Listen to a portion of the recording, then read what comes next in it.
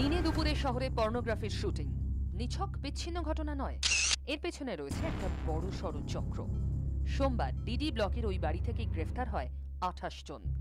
তাদের জেরায় মিলেছে চাঞ্চল্যকর তথ্য।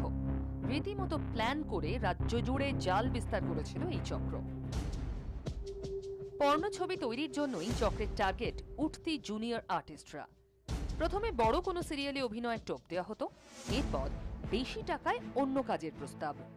পর্ণ ছবিতে কাজ করলে সিরিয়ালে অভিনয়ের সুযোগ নিশ্চিত, এই টোপও দেওয়া হতো। মেয়েদের দৈনিক পারিশ্রমিক 5,000 টাকা, পুরুষের পারিশ্রমিক দৈনিক 2,500 টাকা। শুধু কলকাতা নয়, গোয়েন্দারা জানতে পেরেছেন 24 পরগনা, নদিয়া, বীরভূম সহ বিভিন্ন এলাকায় পর্নোগ্রাফির শুটিং করেছে এই চক্র।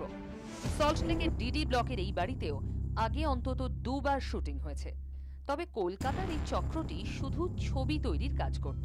10 থেকে 15 মিনিটের ছোট ছবি বা মশালা পর্ন তৈরি হতো, পাঠানো হতো দিল্লির একটি সংস্থাকে। ওই সংস্থায় বিভিন্ন ওয়েবসাইটে ছবিগুলো আপলোড করত। মুনাফা ভাগ হতো আধা আধি।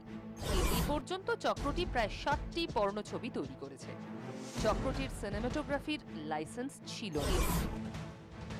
দিল্লির ওই সংস্থা সম্পর্কে ইতিমধ্যে খোঁজ নিচ্ছেন গোয়েন্দারা। চিঠি দেওয়া হয়েছে ওয়েবসাইটগুলোকেও। গোয়েন্দারা জানতে পেরেছেন ছবি তৈরির পাশাপাশি বাংলাদেশ, নেপালে পর্ণ ছবির সিডিও পাচার করা হতো। বিধাননগরের গোয়েন্দাদের অনুমান, গোটা চক্রের পেছনে রয়েছেন প্রভাবশালী কোনো ব্যক্তি।